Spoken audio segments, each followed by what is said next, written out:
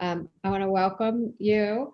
It's always a gift when we get to hear from our friends at NPD. And Beth Goldstein has been doing updates on the accessories market for us for a couple years now, really, right?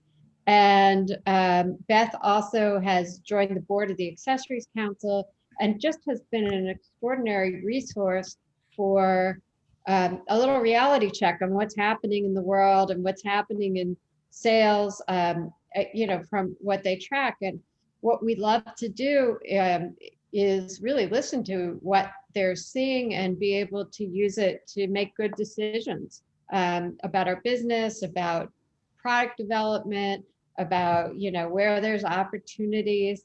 And so, Beth, thank you for sharing with us.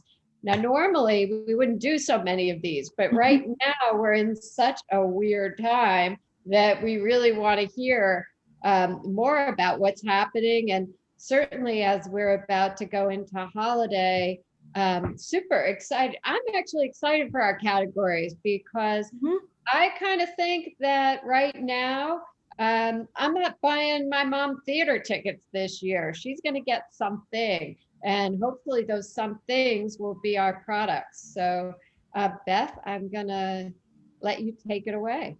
Yep. All right. Thank you. That's very true. And we'll definitely talk about holiday. So thanks so much for having me. I'm going to share my screen while I'm talking here. And let's see. I'm going to go here and okay. Look good? You are on. Okay. Thank you.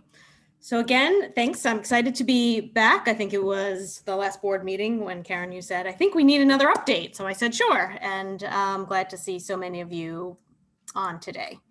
Just really quickly, for those of you who aren't as familiar about NPD, I'm not going to go into all the details. The important thing is really that line at the bottom about how we take our market data and we combine it with our industry expertise in all of our different areas that we track.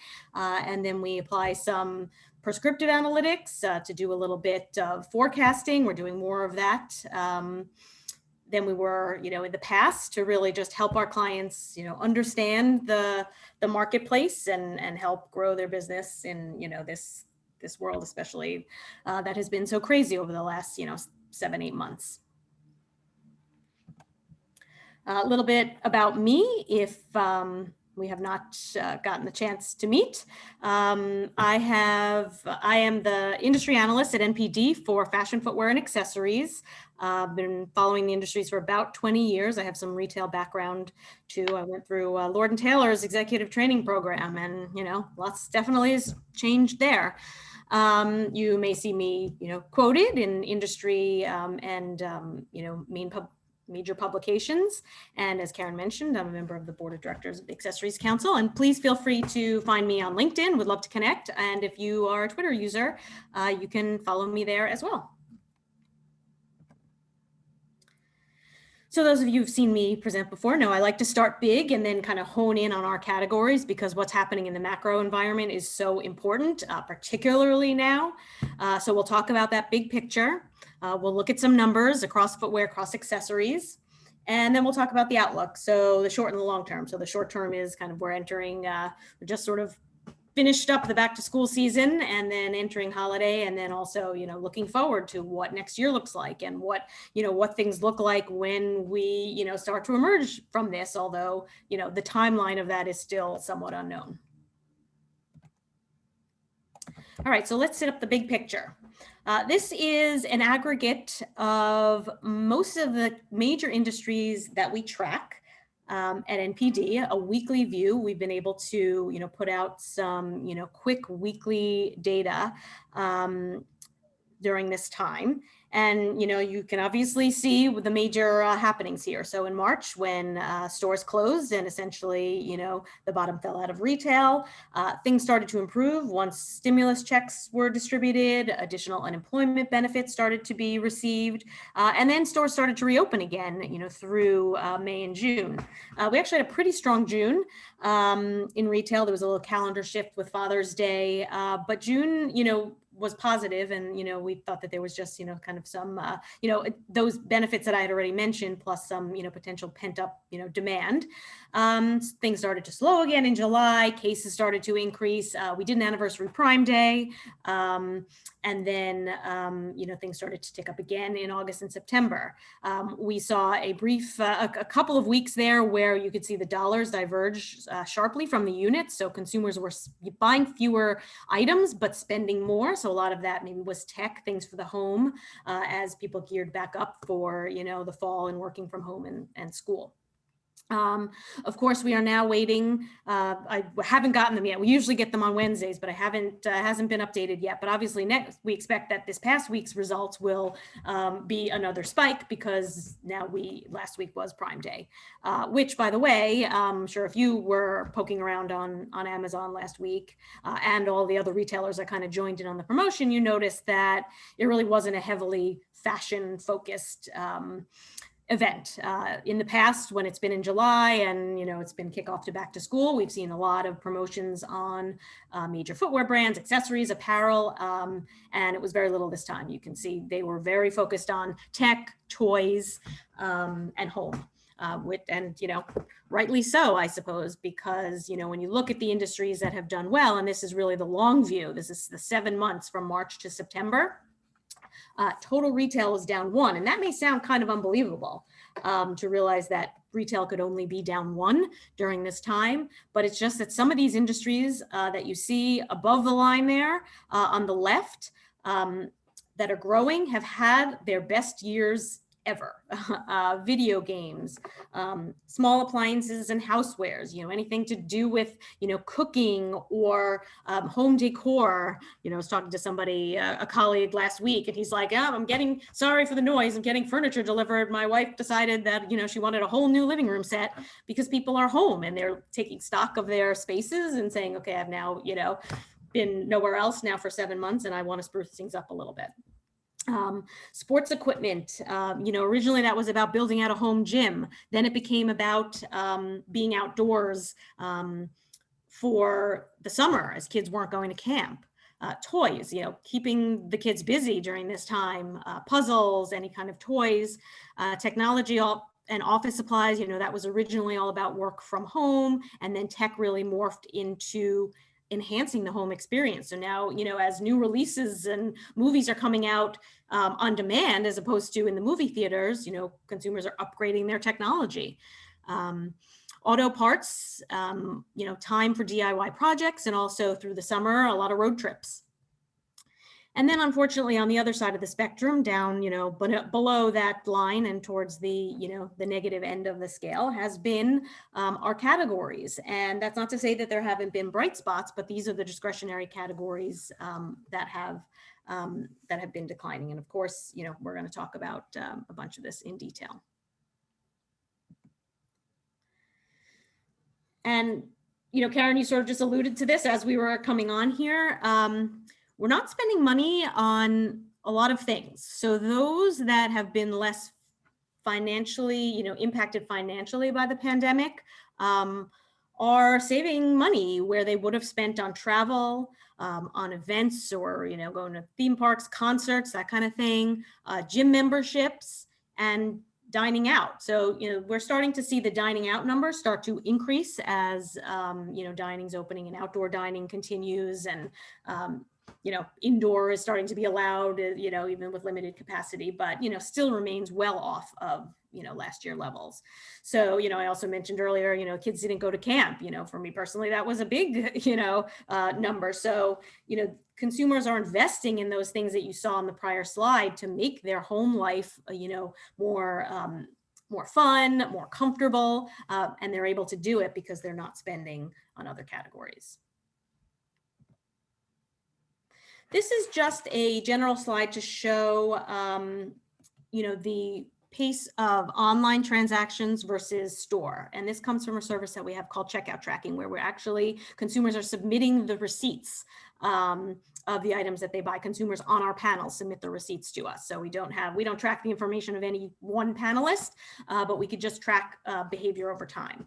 So of course, you see back in March, as stores closed, store transactions dropped and online transactions increased. Now, this is going to include any industry, including like CPG and grocery. So it's really just an overall trend.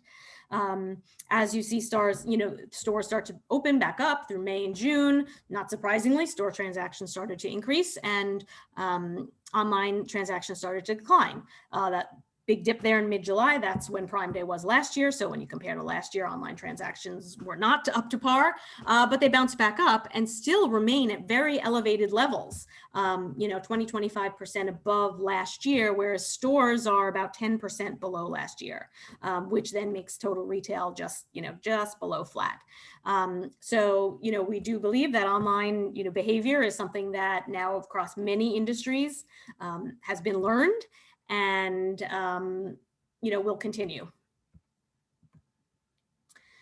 On the other hand, a silver lining when we look at what's going on in stores, we know traffic is, not back to where it was, but we also know that the dynamic has changed, and this kind of creates a different role for stores, at least in the short term.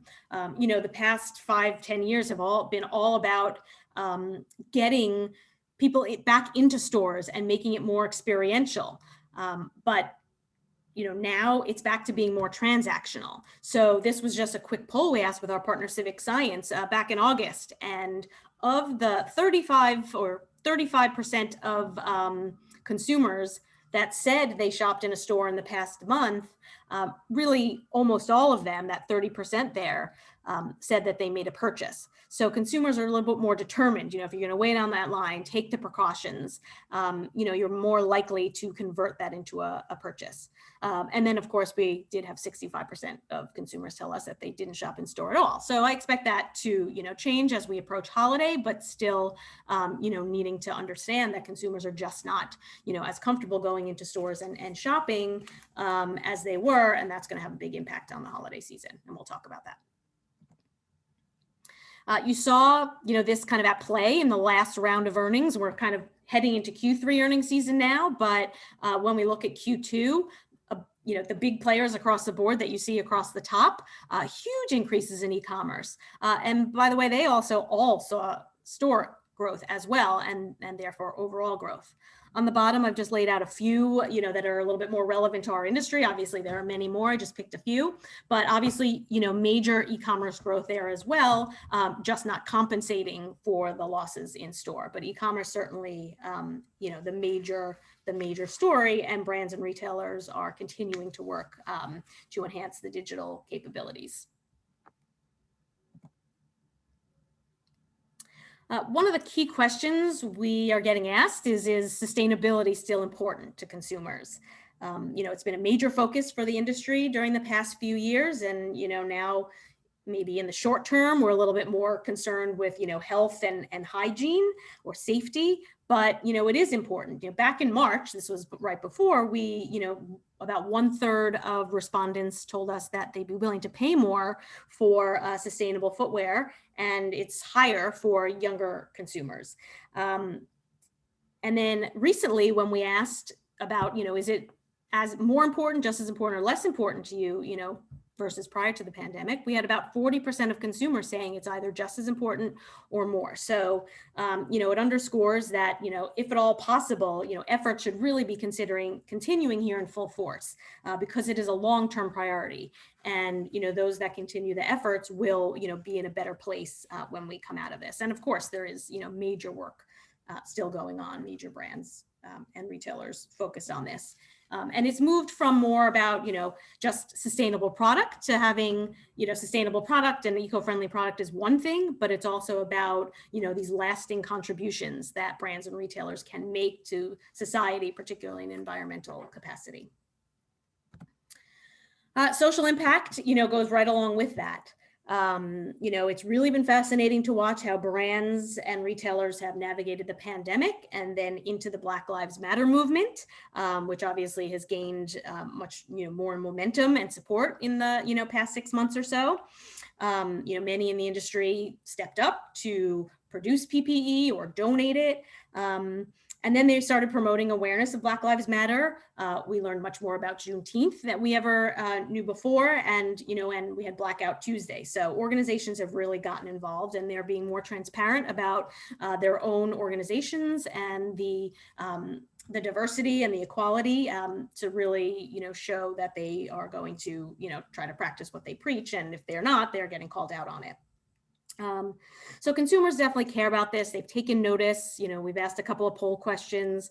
40% said a brand's social responsibility or impact is at least somewhat important when purchasing fashion. And almost half of consumers had said that, you know, at some point they had decided not to make a fashion purchase because they did not support a brand or retailer's social position. So it is important to take a stand, but that stand has to be aligned with brand DNA. So the landscape is just going to continue to evolve here. And, you know, we see activism from all age groups, but of course, you know, most of that is being driven by, you know, younger consumers that, you know, have basically become our industry's largest contributor to sales. So that's why it's very important.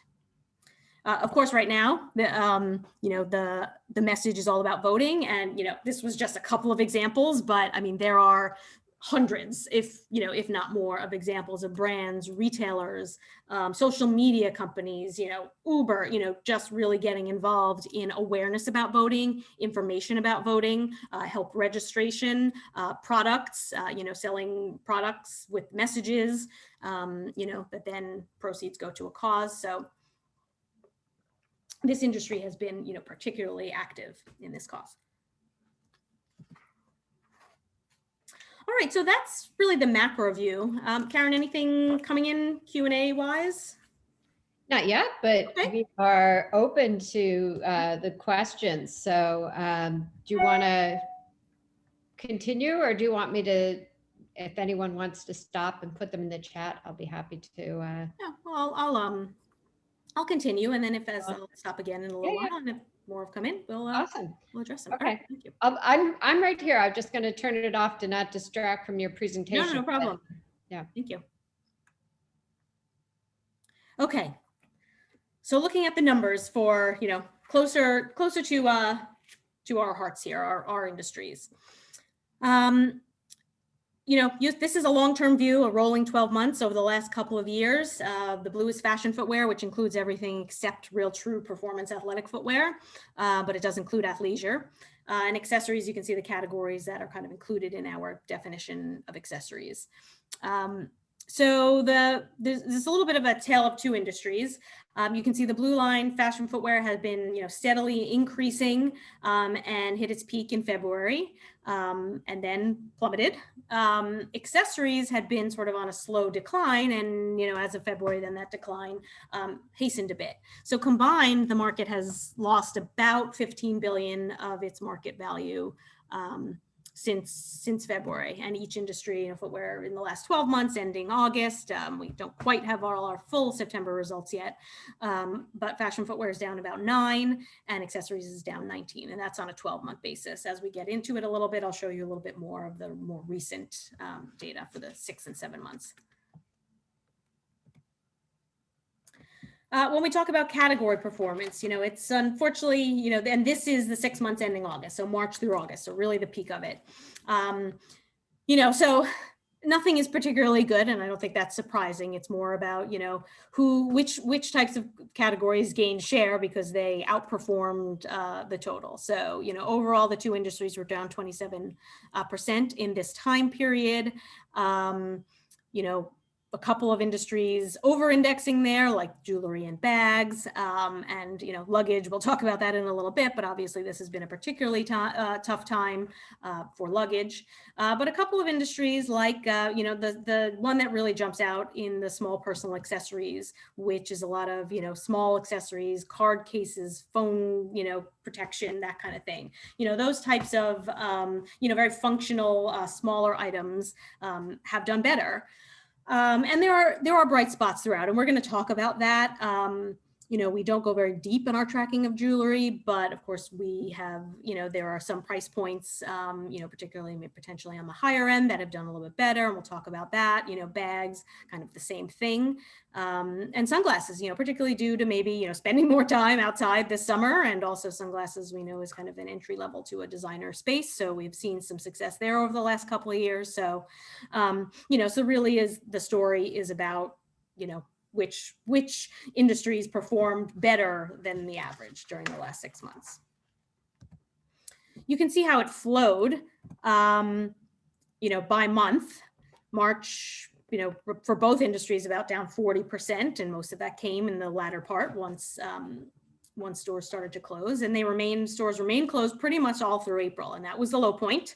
So about down 50% for fashion footwear and down 60% for accessories. But both industries began to show improvement. Some of those same trends that you saw, directional trends that you saw in the overall retail trend. Stimulus money began to be distributed, stores began to reopen. So, of course, still very in the negative, but improving. In June, fashion footwear reached flat. Most of that was driven by the athleisure category. There was particularly a lot of retro basketball products put out there in the market. There was the brand, the Jordan documentary out there on Netflix. So that was keeping people busy, and Nike released a lot of product to go along with that. And that really had an impact because consumers were buying it up. But that industry, has since dipped and leveled out in July and August. Now, I've got some preliminary results for September in some areas that, show some improvement, which is positive as we head into holiday. And then accessories actually, hit its high point in August, and that was really due to, again, nothing was growing in particular, but that was due to, mostly due to improvement in the jewelry category, which is a positive sign heading into holiday. So obviously something that we will continue to watch. E-commerce, obviously, very important. And those of you who have seen our presentations before, if you remember any of the numbers on this slide, they tended to be much lower. I mean, e-commerce is obviously always important in these categories, but you can see versus last year, the change where we are, how much higher than last year levels we are, almost 20 points in fashion footwear, and really across the board, 10 to 20 points higher than last year in terms of percent of sales being generated by e-commerce. Luggage was the only one, which is, it's an interesting thing because luggage was, the hardest hit category with showing the worst declines. E-commerce picked up about a point. So I deemed that mostly flat, but still that meant that e-commerce outperformed the store business. And that's where, any positivity came from for luggage. But, really, this is really important as we head into holiday. This is going to definitely be, a holiday always is a little bit more e-commerce penetrated than the 10 months before. This year, we'll see that to the extreme. And again, I don't expect, in our industries, we've come down from the peak of e-commerce, which was in April when stores were closed, but we have not come down to near where we were last year. And I don't think we will do that anytime soon. When we look at, what are some of the categories that have stood out? Again, when we don't see much growth, we have to look at, okay, what gained share because it outperformed other categories. What you see in the circles is the dollar share of the market, so the importance in the market. So fashion footwear, sport lifestyle, which is essentially the athleisure sneaker business, still represents half of the market and was the top share gainer for this is actually for the 7 months. So, important, made an impact, big category. Slippers was, as I've talked about before, and I'm sure that you can relate. Slippers growth was extremely strong, doubling for most of the months during this time period, but it still only represents 2% of the business. So, not having a overall major impact on the top line numbers, but still very important, and that's going to be important as we come into holiday. Mule and clog, that may seem funny, but that is really all a result of Crocs, and Crocs is on fire. It remains one of the hottest brands. It will continue, to be that way through holiday. And then, the work safety business, which is actually really interesting. I really thought this industry was going to be one of the hardest hit because of the shutdown in the service industry. But there was enough, going on in terms of first responders and essential workers that, still required this type of footwear. And then we've seen it improve as those jobs have started to come back. It is a road ahead for a lot of those jobs, but, this tends to track with it. Other categories that are, similar along the lines of slippers and clogs is like, sports slides, anything really, or some of the comfort sandals, anything really, easy on and off comfort that you could wear inside, outside, has been really strong. In accessories, which has been tough, there really hasn't been much growth, but, a couple of categories in bags. And this, when I say here where I'm looking at accessories, it's really just the bag categories. Designer, I'll show you that, has been a little bit better. So that's driven some of the improvement in shoulder bags and crossbody bags. Again, the crossbody kind of being the easy throw on, hands-free, if you're running, doing some stuff close to home and don't need to take everything with you. But then on the other hand, some sorts of backpacks, like technical packs that you would use for an outing or a hike or something, have been really good because you got to take everything you need with you and all of the, your sanitizer and PPE and, food for the day. So as we've seen people spend more time outdoors, we've seen some of those categories grow, and wallets as well. Seasonality has been a big discussion. We've been talking about this for years. If I showed you the categories that were on the bottom end of the scale, as opposed to the ones that were at the top, in footwear at least, you would see that, all of the seasonal fashion categories like sandals, and of course the more dress-oriented categories like pumps and like Oxfords and loafers were on the bottom of the list. But it's really sparked this discussion again about seasonality and when consumers want to buy goods, and essentially they want to buy them when they need them. And while it may not have been about fashion, we certainly saw that play out this year. Overnight, people started spending like crazy on their homes, on technology, on the backyard. So it really proved that people will buy what they need when they need it, and they would spend money. So we still need to kind of work out this timing issue in the industry. I mentioned luxury, and again, it's not that luxury grew. There was, within the 7 months, there were some months that were better than others, but luxury outperformed. And, a lot of that could be because, again, those consumers that are in this market and weren't spending money elsewhere kind of viewed it as an investment, potential investment opportunity. I don't have jewelry data here, but jewelry is another category where we've heard talked about this. But it's interesting what's driving. So in footwear, you think of luxury designer footwear and you think of pumps and strappy sandals and high heels, but it's been about sneakers and slides. And that's actually been something that's been happening even, before the pandemic, whereas even luxury was getting more comfort and casual oriented. And again, in accessories, it was about crossbody bags and some smaller accessories. Here are just some of the brands that come to the top. Just a sampling, and this is ranked on the market share gain versus last year. So in fashion footwear, you got your big athletic guys, again, because they're putting out a lot of athleisure product. Crocs, UGG, mainly a result of slippers, but the cold weather business has, in the last couple of months, has been pretty strong, actually, as consumers kind of, as the UGG brand is very strong, but also consumers, maybe preparing for more time outside, this fall and winter, because that's where our socializing will be. In accessories, you see a couple of the designer brands.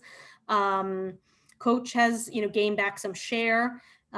Tory, although there was definitely, an element of promoting on some of these brands that you didn't typically see, particularly Tory. And there's a couple other brands like MCM, Brahmin, Lug, a couple Bottega. So the designer brands, again, stronger. Brands that had, events on some of the TV shopping networks, we saw them, do a little bit better. And in footwear, I should mention also there's a few others that you probably expect to hear about, like Birkenstock, Timberland, is hiking picked back up, Doc Martens, Alexander McQueen. So, the designer element as well there. And also a lot of the brands that, came into this strong remain strong throughout. And brands have been really important. So in both industries, but even more so in footwear, the impact of the top brands has been greater than it has been in prior years. I think, for fashion footwear, the top 10 brands made up about 10 points more of the business than it did last year, because consumers are really gravitating to these big brands. And that was something that some retailers talked about on the Q2 earnings calls, how important the big brand drivers were. So I think we'll continue to see focus on some of those brands as retailers, kind of look to streamline. So this is an interesting data point. Of course, we know that, travel has really been hit hard. And those of you that have seen my last few presentations prior to the pandemic over the last couple of years have known that I talked about travel a lot in terms of driving sales in our industry, accessories and travel goods and luggage, and, even footwear and the categories of apparel. Travel really had become kind of like a sport, and you needed to have the right product. And there was a lot of innovation. And marketing, so much marketing around travel, and it was working. But that all changed in March, and you can see what happens with the airline passenger counts, basically the number of passengers that are passing through screening. And then you can see what happened with the weekly luggage sales. So I thought this was interesting how it really laid out so closely. When you look at the 2019 and sales, that crazy spike there, that's because that's when Prime Day was. And then I'm not surprised that it slowed down a little after that. But when you look at this year, it really just follows that same trend. So we know that we will have to, keep our eye on, what's going on at the airports and with travel to really know when we can expect, a pickup in the travel goods space. Travel brands are trying. It's interesting. I saw, express spa locations in airports may be turned into testing sites so that when consumers arrive, they can take a test right there and avoid quarantine, thus potentially, encouraging people to travel more. There's been studies about, the safety of travel. Hotels are, offering work and school from home packages. So, travel companies are really trying to get it back going, but it's definitely a long road ahead. And then, of course, I guess I would say we just sort of finished up a back to school season, although it was, different, and it may, continue a little bit. This was some data that we collected, from external sources, but as we followed what was going on across categories during this time, we were looking to see, okay, well, how much of the country is going back remotely or hybrid or, in person. And you can see that number of remote, almost 2/3 is really, unprecedented. I mean, we've obviously never seen anything like that before. So that obviously, the fact that people didn't know what was happening until very close to school opening times, plus the fact that, for the most part, students are doing remote learning or some sort of blended, really impacted the business. And, we asked ahead of time in terms of backpacks, obviously a key accessory category during this time. If you have a school-age child, do you plan to purchase a backpack? And a quarter said yes, they either did or they plan to, regardless of, whether schools were opening. But over a third said that they were waiting, and then 40% said that they did not plan to purchase at all. And maybe that's just because the kid didn't need a new one this year, but, or it could be that they already knew what was happening. And, this played out in the numbers. You can see footwear, and this is total, this is all genders, obviously. Kids is a big piece of this, but at this time of year, obviously there's older kids that, buy adult products, but also there's just such a halo effect on overall retail at back to school time. And you can see what happened. I mean, the backpacks, and fashion footwear, they tend to peak in late July, early August, couple weeks there that are the peak. And then it comes down, and essentially that didn't happen. We had, I'm sorry to use the expression, but, we flattened the curves this year on both of these. You can see that. And, then it almost looks like we had a little bit of an uptick in September, one, because we did see a little bit of a late pickup, but very little. But the comps were so favorable to last year by the time you got to September that it looked like, September grew. But overall, when you look at the total season, these 3 months combined, backpacks were down 44% versus last year, and fashion footwear was down 12%. So really that impact for the backpacks is really telling.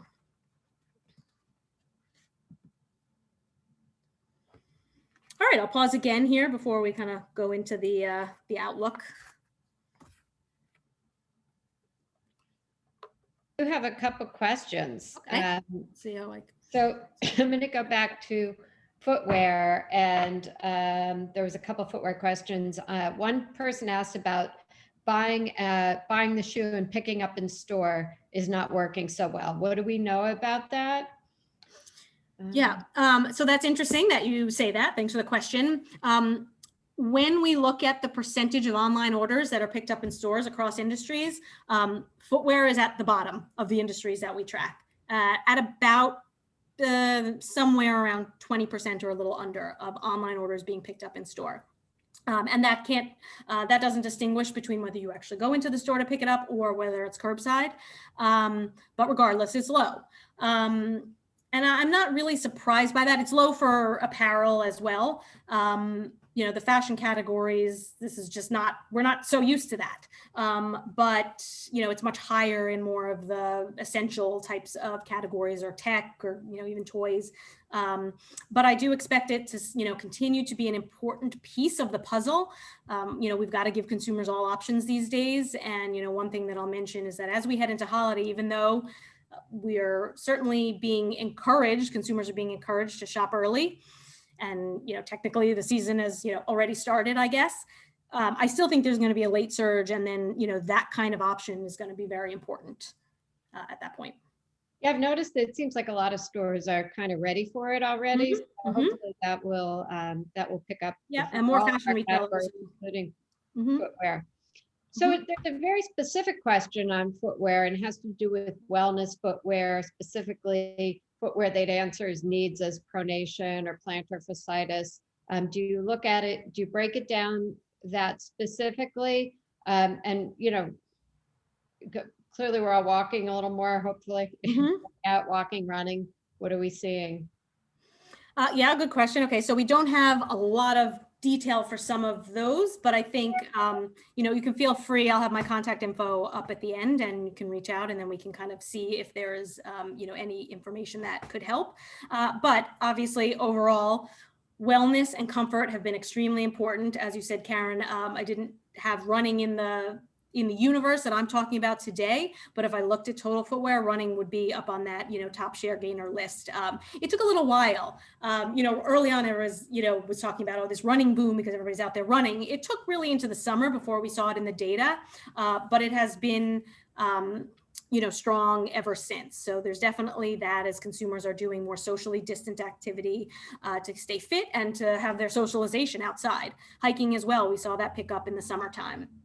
And I've already seen some of the warm weather or colder weather categories pick up. I think just overall, there is an increased emphasis on health. And I think that's something that's going to continue coming out of this so that footwear that meets those needs will remain important. And you can even see that there's been a lot of brand, this is a little bit different, but kind of reminds me of a similar concept is the growth of the adaptive footwear market and apparel too. Many more retailers and brands are really entering that space to make product easier for people with disabilities to use. So there's this overall just, emphasis on health and ease of use and comfort that I think carries over. Okay, great. So there's another question about antimicrobial materials and being used more in handbags. Do you look at that? Do you have any stats on that? Yeah, I have. I have to pull up the data, but I had a question that we asked about features that are important. That registered maybe with, maybe 10% of consumers. But I think what's more important is just overall quality and function, and also maybe the ability to be washable. My feeling has been, and of course this discussion started right away. Oh my God, we're going to need all these things that are antiviral, antimicrobial, and in some cases it may be warranted. I think overall, in general, it's probably overkill. I think having materials that are washable, whether it's machine washable or just very easily wipeable, is more important. I also think that there are then some issues, and I started reading about this recently about, it reminds me about, the toning footwear of, 10 plus years ago where, products make claims, but, it's not necessarily true, or they're not really tested. So we start to rely on the fact that, okay, this, this piece of apparel or my bag is antimicrobial, so I don't have to worry about it. And then you get a little lax. I mean, we also know that surface transfer, as we learned more, it became clear that, surface transfer isn't the, a huge risk or concern. But I just think, simple functional attributes like, the ease of cleaning is more important than making things with, antimicrobial fabrics or treatments. Right. Okay, I think we're caught up on questions. Okay. All right, so I'll keep going. I think we're okay on time. Okay, so here's where we are today. We already talked about this delayed back to school that we saw. We didn't have Prime Day to kick that off. We had a very uncertain return to school, and the virtual element definitely threw a wrench. We finally did have our Prime Day and the kickoff. As I mentioned, it was certainly not fashion focused, but it was viewed as the official kickoff to holiday. And other retailers followed suit, and I think obviously in the next couple of weeks we will, we'll be all immersed in holiday. We obviously have, a highly, politically charged environment right now. The couple of weeks leading up to the election, Census Bureau data from election years shows that there is always, a bounce back, no matter, who has won in the past, what election. We always see that, uptick in retail sales after. So yes, it's a distraction now. It will be this year. I don't know if it will be different because we may not know results, and it's just a whole kind of different ballgame. But we will see. But it is certainly a distraction for consumers at this time. We know that the major events of holiday are not going to look like they always looked. I think we're looking at basically cyber holiday, with stores playing, sort of a support role. And then, of course, consumers are, going to be encouraged to shop early because, so that they can avoid delays and get their gifts on time. But I also do think you always have a faction of last minute shoppers. We are just getting our results every year. We do a holiday survey and we have our results in, and they're just being compiled. So I've seen a few data points from that. One of them is that, the percent of consumers who plan to stick with the same spending levels from last year continues to decrease. It's a question we always ask. But what's interesting this year is that, we saw actually that was a big change versus the prior year in those that say that they're going to spend the same as last year. So it went down from 64% to 55%, but it kind of got equally distributed on both ends. So, and that's, it kind of aligns with other things we're talking about,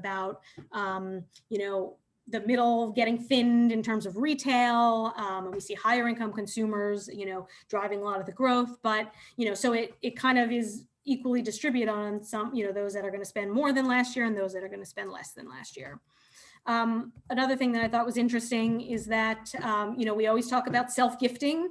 And last year I asked a question about, like, do you really consider it a gift when you buy something for yourself during holiday time? And almost half of consumers said yes. So, it certainly is then a marketing strategy to continue. And then we actually saw that this year, about a third of consumers said that they plan to do more self-gifting this year as retail therapy. So maybe it's just because, we're feeling depressed and cooped up, and maybe it will be a result of the election. We'll see that we'll be having some retail therapy out there. So that could be a good message for those of you marketing during the holiday. Specifically for our categories, my expectations for holiday, these lifestyle changes that we've talked about that have been driving shifts in purchasing all year will carry into holiday. But Karen, like you said at the beginning, you're optimistic about our categories. And I do think that a number of our categories really play into some of these, definitely some more than others. The comfort and cozy story is obviously already, it's been out there for 7 months and it's getting more extreme now. And it's real and it's relevant. I would love for the messaging to get changed up a little bit, because if I filter my Gmail box on cozy, I've got pages and pages and pages. So the message is going to start to get old and get lost, but it obviously is a key thing that consumers are resonating with consumers.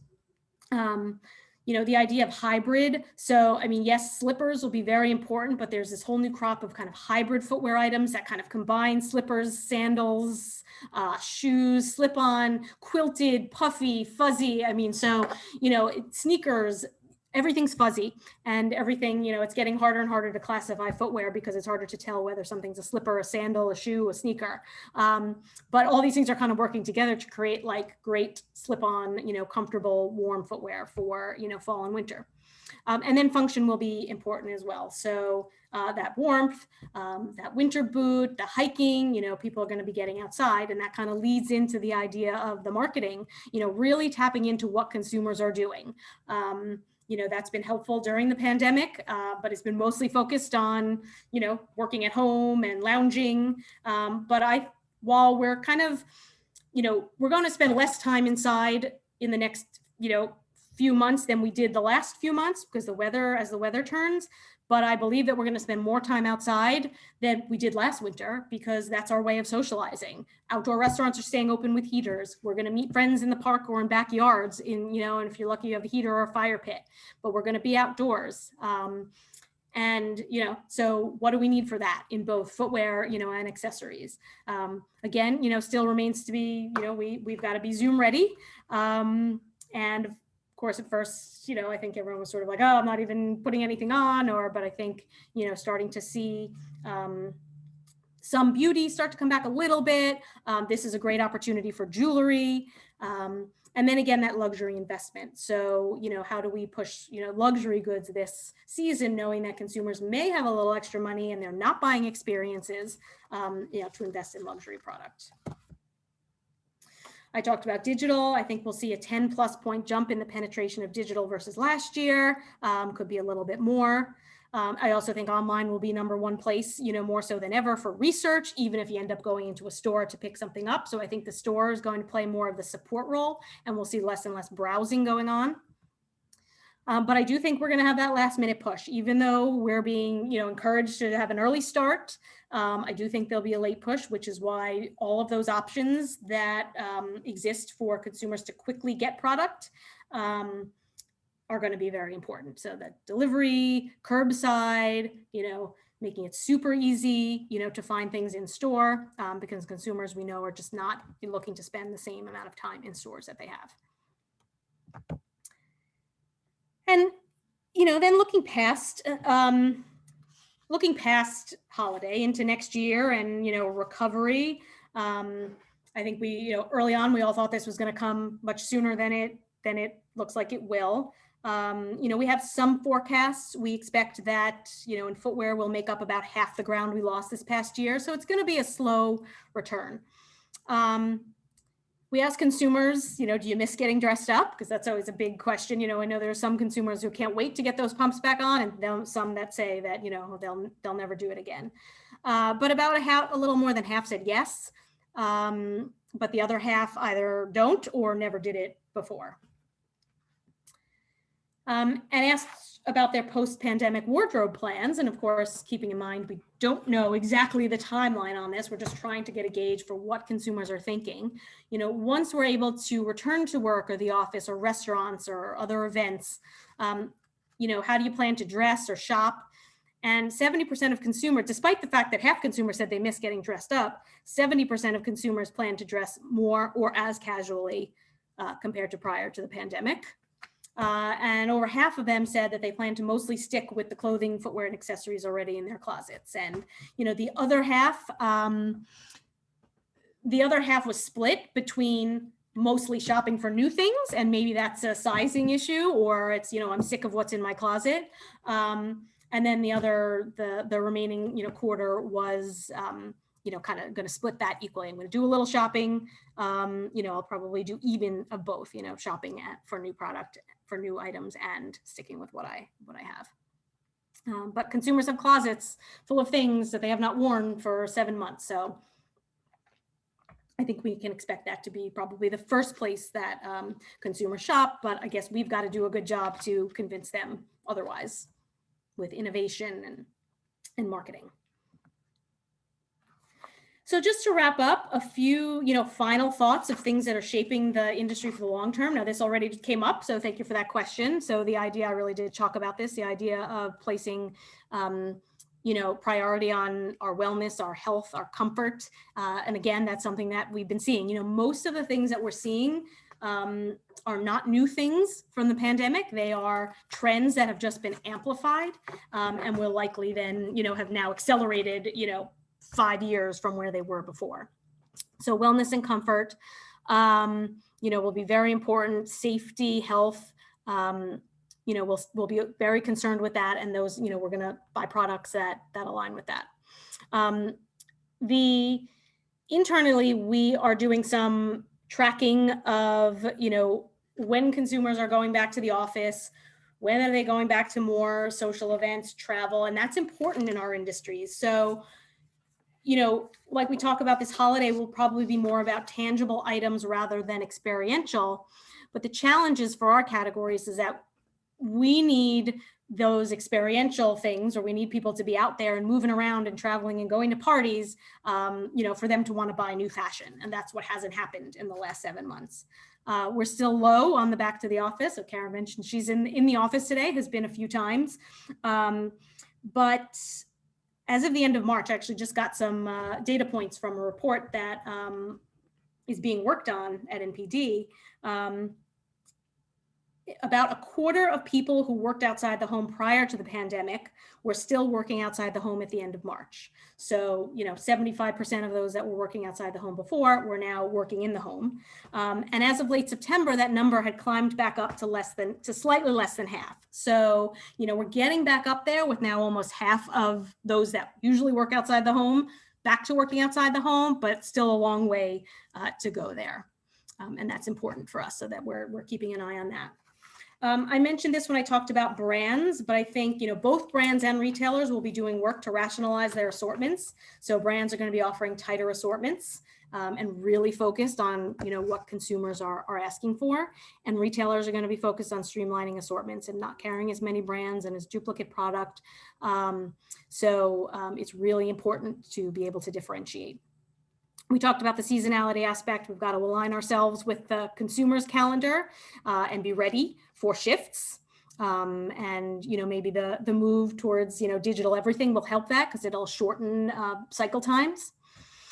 And then the idea of digital physical integration. Obviously e-commerce is still a major growth driver. It has been, it will be very important, but it's not just e-commerce. It's about now integrating the store with that. This was already happening, but now, the store is playing a little bit of a different role as more transactional, at least, for the time being. So how do we make it easy for consumers to maybe start their journey online and then end it in a store? And I still think there's a little bit more work to be done, similar to how, the question came in about curbside, that it's not great yet. Those options aren't great. It's still not really easy for me to really see what I could go pick up at, my local, DSW, for example. And I don't mean to call out anybody, but, so that's all still being worked on and improved. And then just the use of, bringing those elements of what was so good about, what we had gotten much better about in stores recently, back to online. So I mentioned, home shopping. I mean, they're the best at showing product.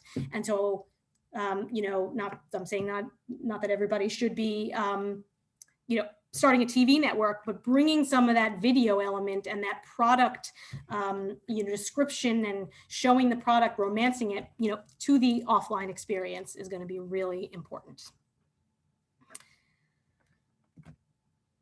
All righty. So thank you very much. I hope that was helpful. Happy to take any other questions now, or, you can see my contact info. We have a few. Let me just kind of go through here. Asking about jewelry, any trends happening in jewelry? Are we seeing jewelry chains for masks? I know you don't track a lot of jewelry, but do you have any anecdotal information? Yeah, I mean, we don't have a lot of detailed tracking on jewelry.